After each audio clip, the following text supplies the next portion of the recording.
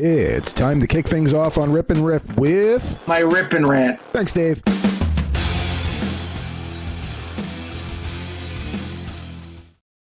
All right, it's our segment to get something off our chest, good or bad. Aaron, I'll give you the floor. Oh, this week will be bad. And I see you're rocking the New York Yankees jersey T-shirt there, the Aaron Judge 99 on the back. And I'm thankful for Aaron Judge that we have him because he's just about the only good thing on the Yankees these days.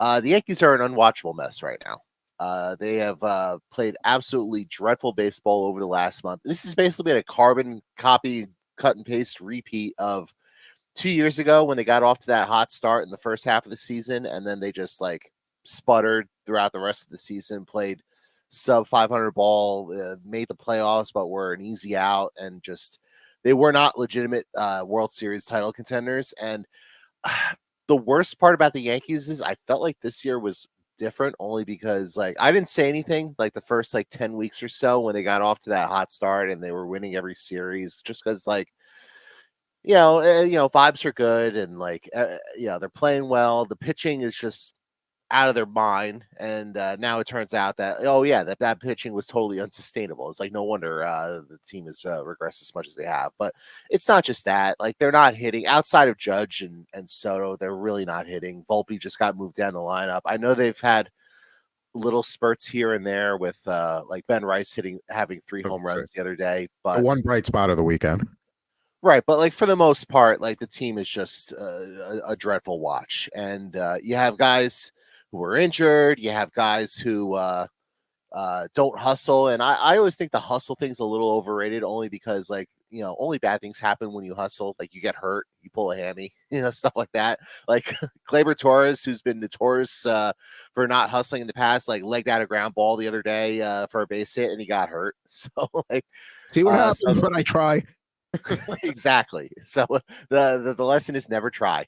But ultimately, this comes down to the Yankee brain trust in charge of this entire operation. You have Hal, who's a trust fund baby who cries about the luxury tax every opportunity he gets. You have Brian Cashman, who has better job security than Clarence Thomas. And you have Aaron Boone, where the only thing he's good at with his job is taking bullets. Like he's really good at taking like the slings and arrows for everybody on the team so the players don't have to. So I can understand why the players love him.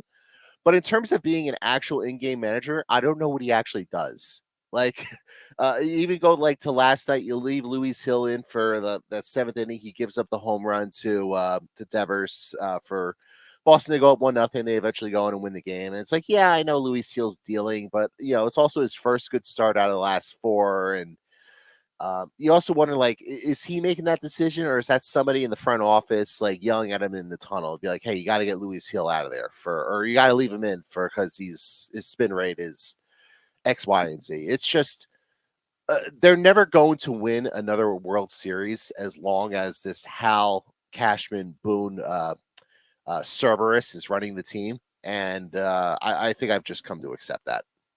Yeah, when they got out to the start, they did, and everybody was excited. Like it's like, okay, but it's baseball season. It's April and May. Like it's great that they're playing like this right now, but like let's see what happens come summer, and then when September approaches. And yet again, pitching is the problem with the Yankees, and I feel like outside of like Garrett Cole, they haven't had like a reliable staff since CC Sabathia was anchoring it. So it's just same problems year in year out with them. I mean, offense has never really been the issue. Now it's still pitching. Now my question to you is, we're not going to be able to replace Hal Steinbrenner. You can replace one, Boone or Cashman. Who are you replacing? You can get rid of one. Cashman, 100%, because he's been the constant throughout everything. And like you could replace Boone, but they're just going to hire another yes man to be the manager.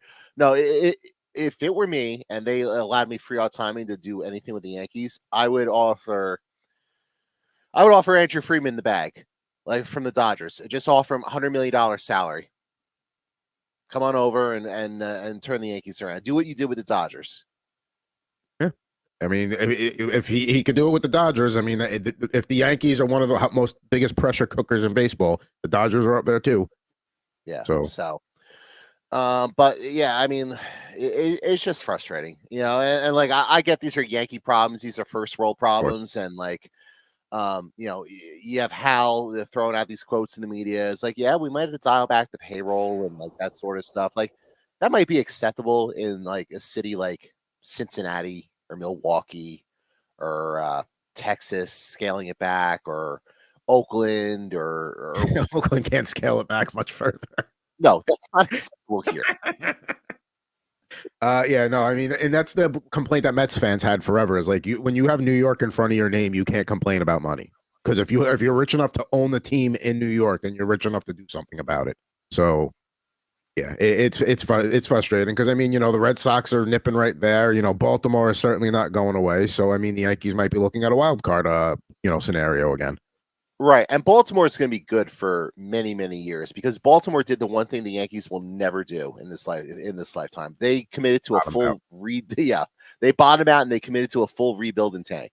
And the Yankees will never do that. They will never sit there and bottom out and just lose 100 games for 4 straight years and load up the minor league system with the next wave of all these guys. And you can see it with the Orioles. Like Gunnar Henderson is basically like the next Jeter and A-Rod combined. Adley Rutschman is like their Posada. They have all these guys who are, when the Orioles finally put it together and they win like World Series after World Series. Yeah, they're not winning one. They're going to win multiple at this rate. They're going to win multiple championships with this group, and they're not going away anytime soon. And I don't know how the Yankees plan on competing with that.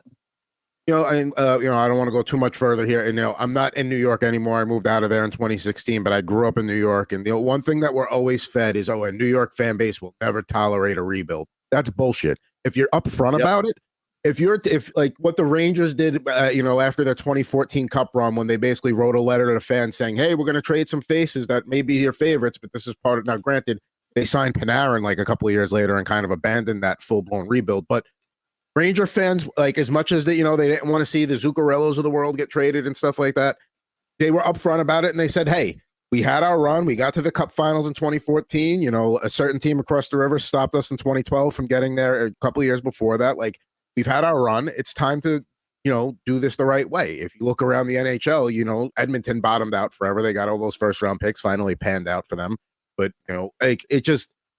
If you're willing to, if you're upfront about it and you're like, "Hey, we're going to suck for a few years," but you've seen the results with other teams and that's what we're striving for, people will accept that. But you can't do this half in, half out. Like we're going to compete, but we're like, no, you're not. It's one or the other.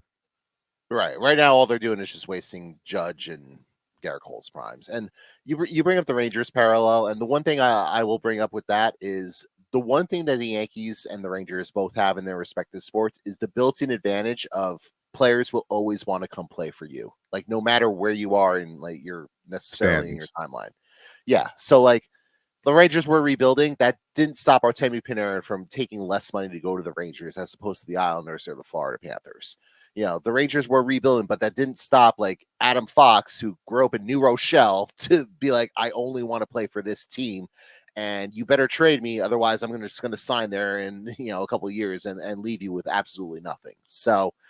The Yankees are similar in that respect, where I feel like they're going to have that advantage where they're always going to be able to get guys who want to put on the pinstripes. And like, I know people like to roll their eyes at that, but like that still matters to some extent. But not to bring it back right now, all Hal is doing is just tarnishing the Yankee brand. No, there are certain jerseys in sports, but when you put it on, you get a different. Ask any NHL player. It doesn't matter what original 6 team. There's a different feeling when you put on an original 6 sweater versus, the Florida Panthers or the Dallas Stars. And that's not a knock. It's just how it is. It's the history. It's the lore behind it. I'm sure players feel the same way about putting a Raider jersey on or something like, or a Steeler jersey. Cowboys. Yeah, exactly.